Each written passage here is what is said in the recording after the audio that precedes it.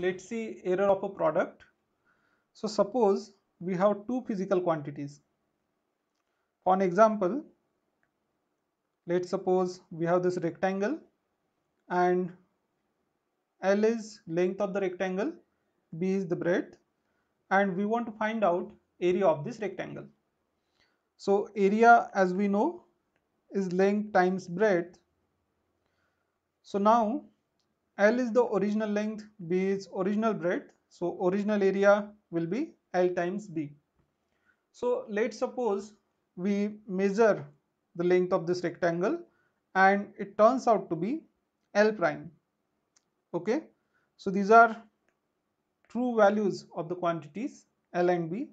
Now the measured value L prime is, suppose, L plus minus some error in L. Okay, and measured value of breadth is B prime, so it is B plus minus some error in B. Okay, so these are absolute errors in length and breadth.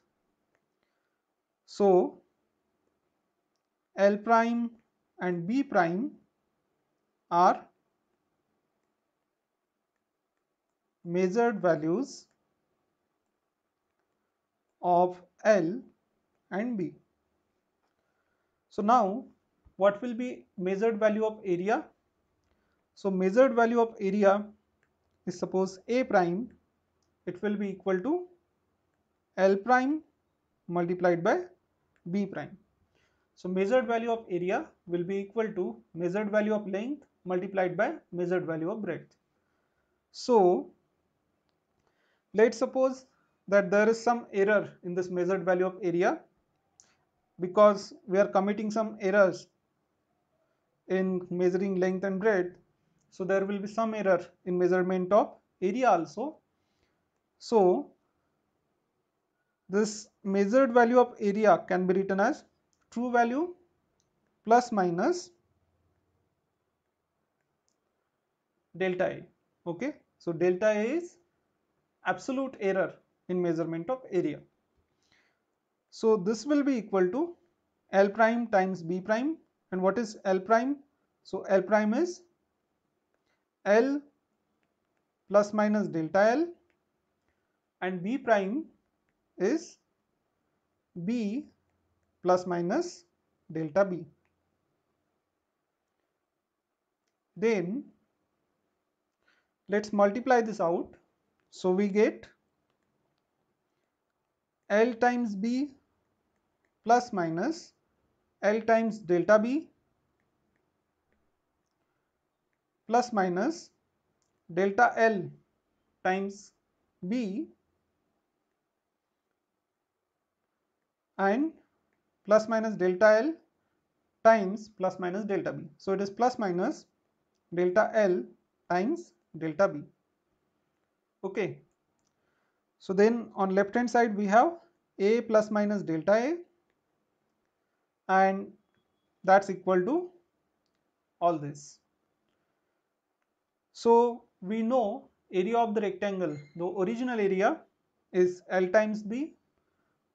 So we can cancel out this area from on left hand side with L times B on right hand side. So we get plus minus delta A equals to plus minus of L times delta B plus minus delta L times B plus minus delta L times delta B. So what we are going to do now is to cancel out length and breadth on right hand side. We are going to divide with area. So dividing by A on LHS and L times B on RHS, we get plus minus of delta A divided by A is equal to plus minus of L times delta B divided by L times B plus minus of delta L times B divided by L times B. So we are dividing every term on right hand side by L times B, and plus minus we have delta L times delta B divided by L times B. So here we can see that this L and L gets cancelled out, B and B gets cancelled out, so we are left with delta B divided by B, and here we are left with delta L divided by L, and the last term that you can see, delta L times delta B, it is error in length and error in breadth. So error in length times error in breadth divided by length times breadth. So this quantity will be very, very small, and that's why we are going to neglect it. So let me show you how. So if we consider this rectangle, then in this rectangle we have length L and breadth B. So these are true values of length and breadth. So now measured value can be little bit more or little bit less. So let's suppose that it is little bit more. Okay. So let's suppose that error in length is this much.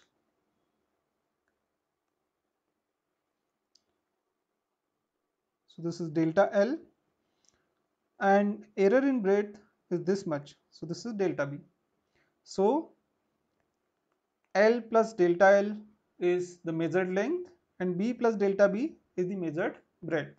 So what will be measured area then? So measured area will be area of this another rectangle. Let's complete a rectangle here.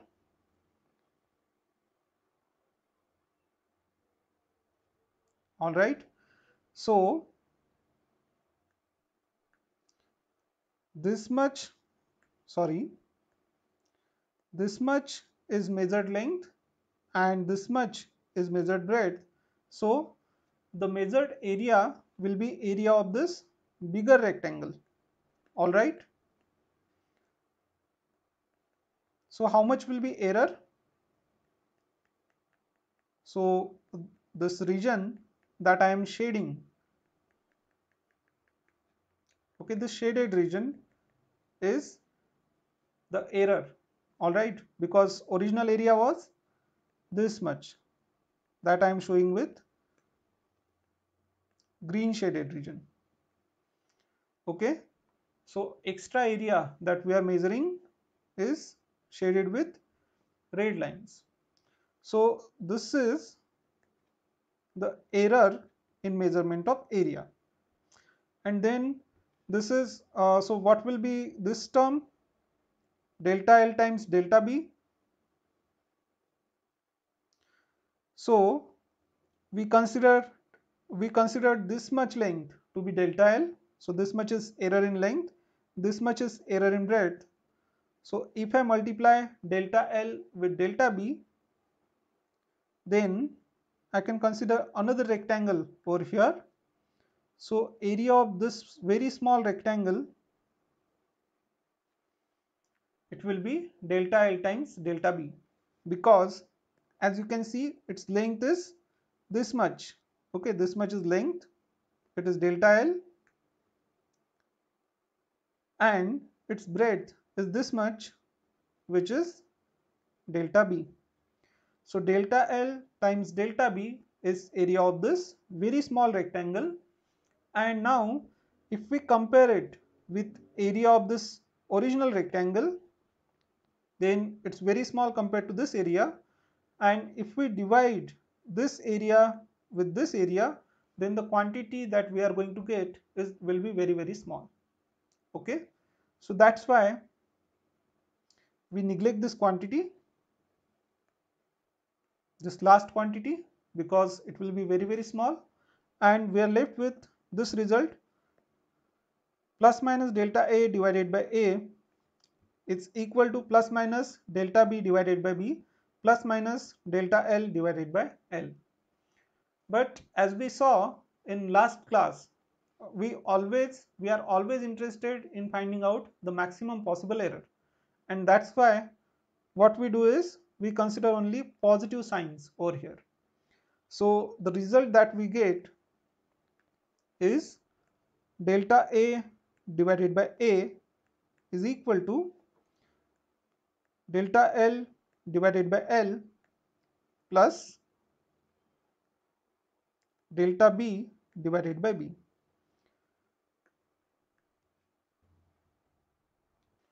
So what does this say?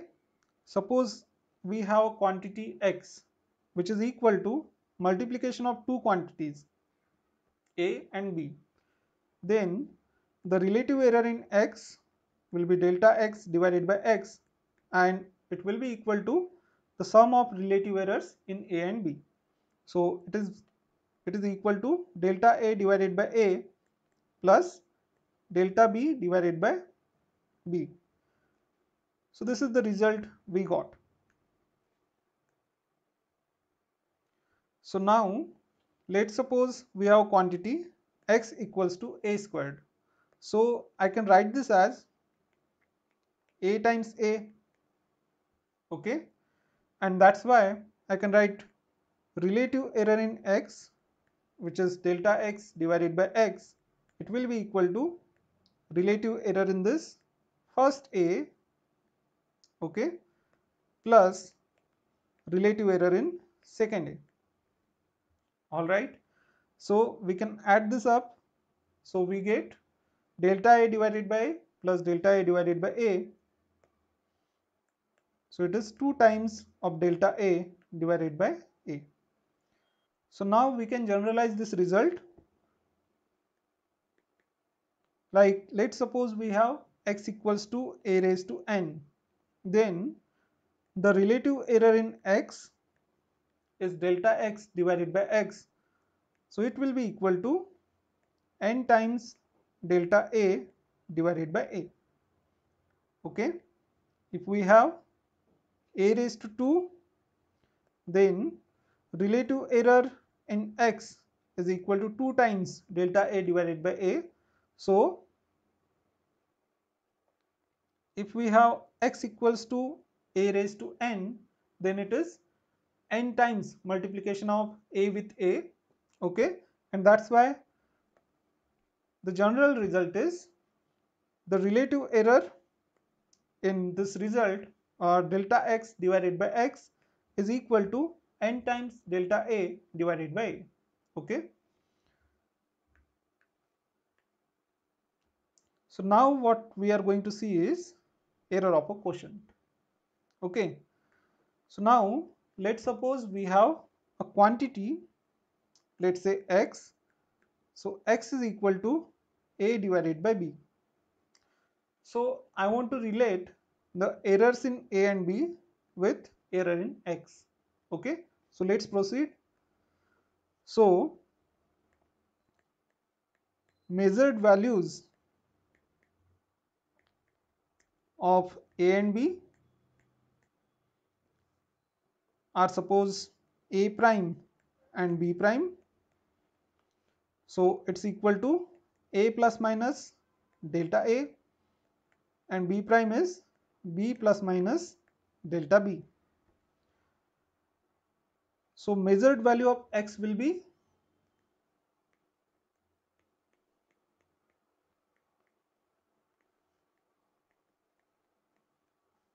is suppose x prime. So it will be equal to a prime divided by b prime.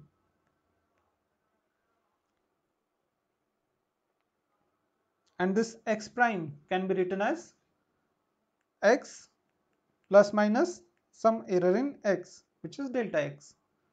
So this is equal to a prime divided by b prime. So now let's substitute the values of a prime and b prime. So substituting the values, we get a plus minus delta a divided by b plus minus delta b. Okay, and here we are going to use a trick. Okay, so the trick is multiplying and dividing this term with conjugate of the denominator. Okay, so now what is conjugate? So in denominator, if we have, let's say, a minus b, then its conjugate is a plus b. Okay, and if we have a plus b, its conjugate will be a minus b. So here we have b plus minus delta b, so its conjugate will be b minus plus delta b. And what this means is, if we have a plus sign here in the denominator, then in the conjugate it will be negative sign. Okay, it means that if we have b plus delta b, then this term will be b minus delta b, and here if we have b minus delta b, then its conjugate will be b plus delta b. Okay, that's why I wrote b minus plus delta b. So when it is plus, here we will have negative sign. When it is b minus delta b, here we will have positive sign. Okay, so let's multiply and divide by the conjugate. So b minus plus delta b. Then now we know, if we have a minus b multiplied b, sorry,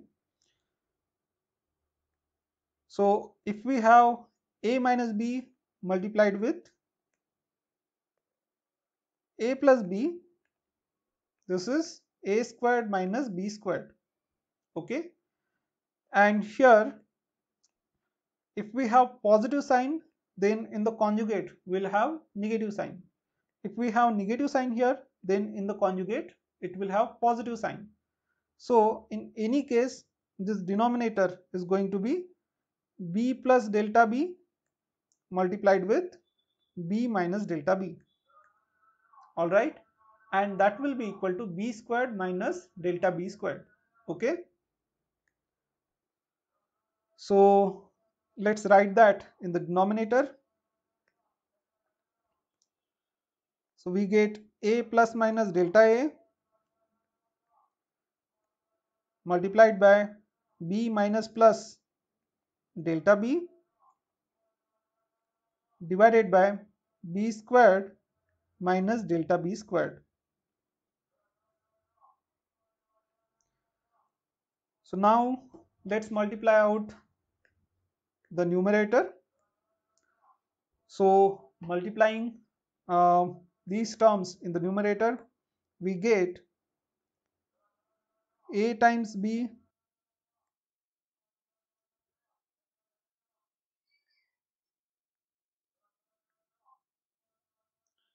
then a multiplied by minus plus delta b, it is minus plus of a times delta b.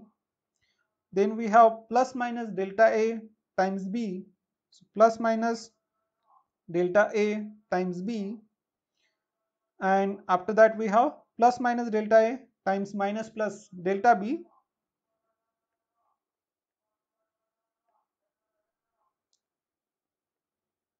So let me write plus minus of delta a times delta b.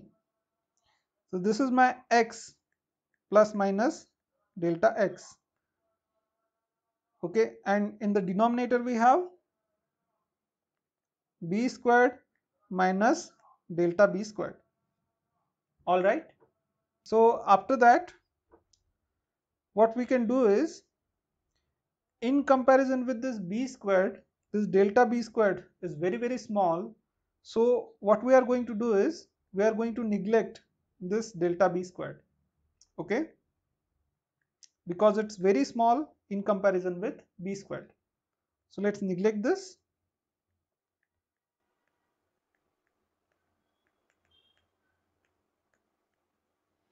And then I can rewrite this as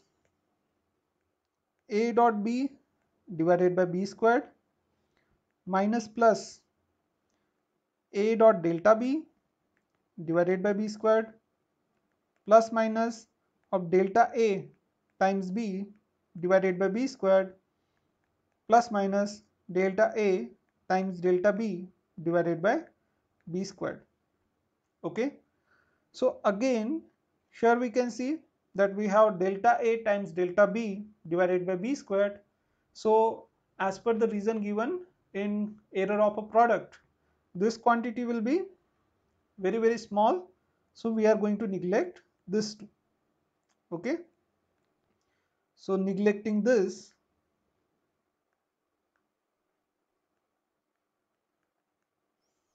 we are going to neglect this.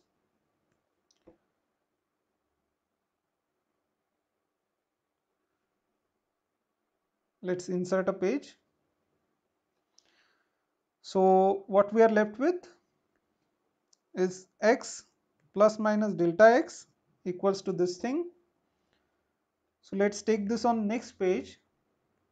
So here we can cancel out this b with the squared. Then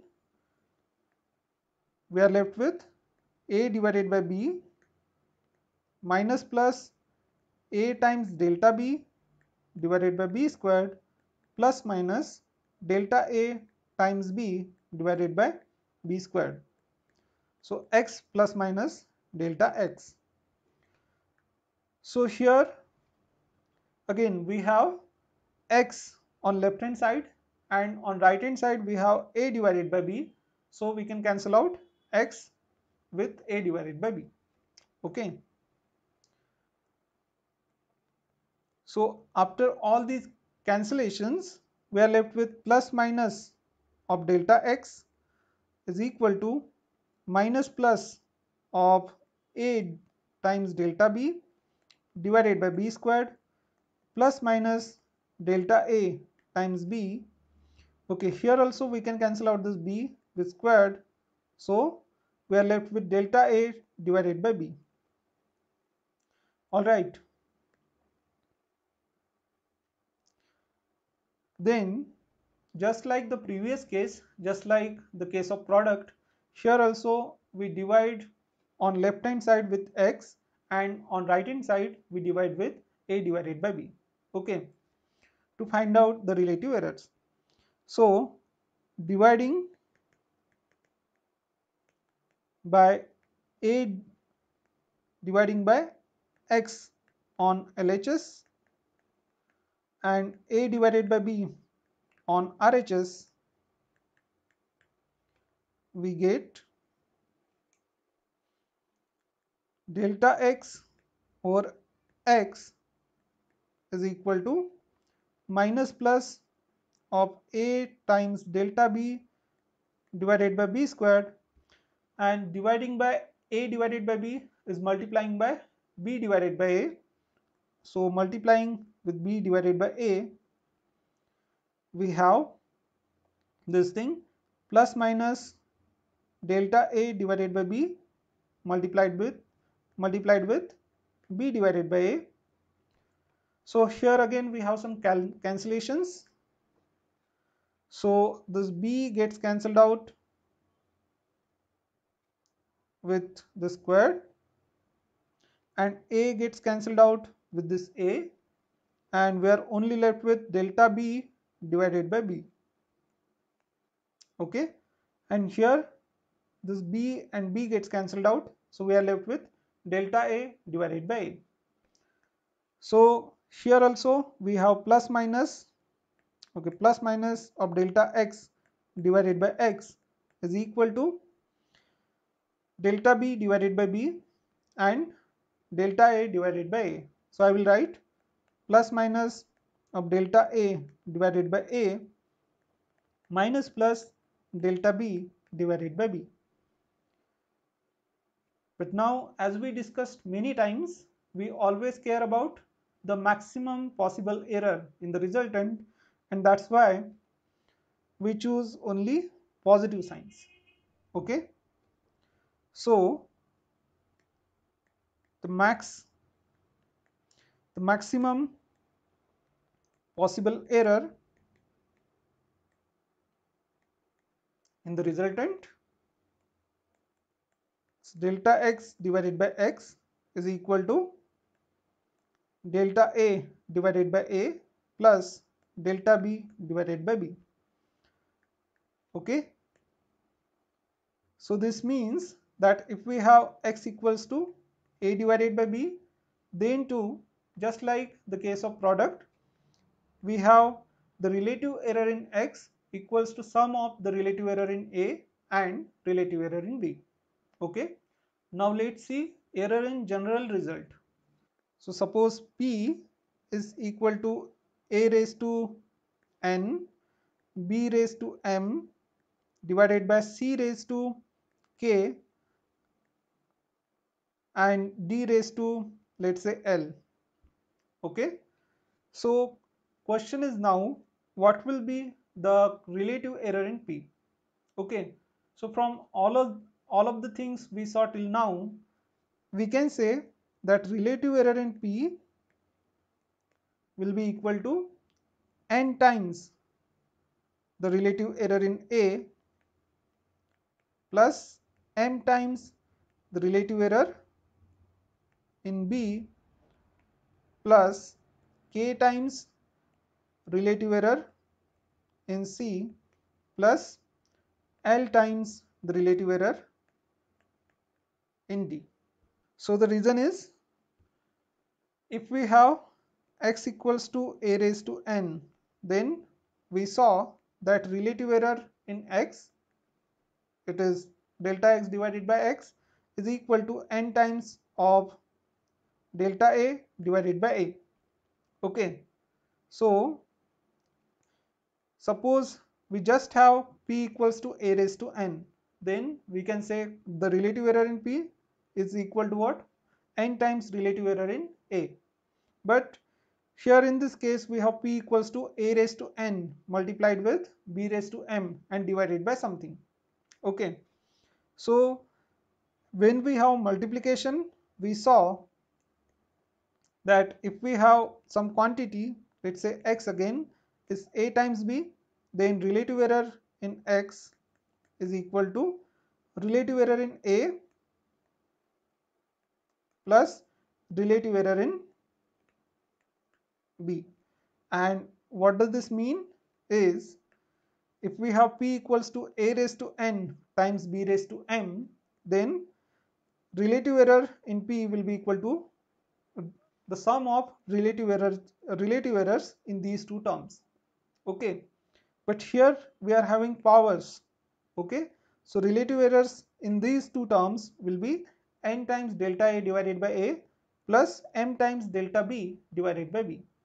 Okay, similarly relative error in c raised to k will be k times delta c divided by c, and relative error in this term d raised to l will be l times delta d divided by d.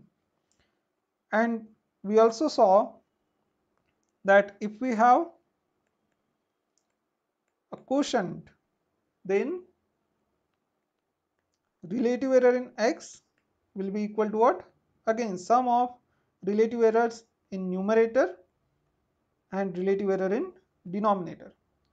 So here what we are doing is, we are finding out relative errors in a raised to n, b raised to m, c raised to k and d raised to l. And as we saw, if we have quotient, what we have to do is, we have to add up the relative errors in numerator and denominator. And again, if we have product, then also we have to add the relative errors in the quantities which are involved in product. So that's why it is sum of all these relative errors. Okay,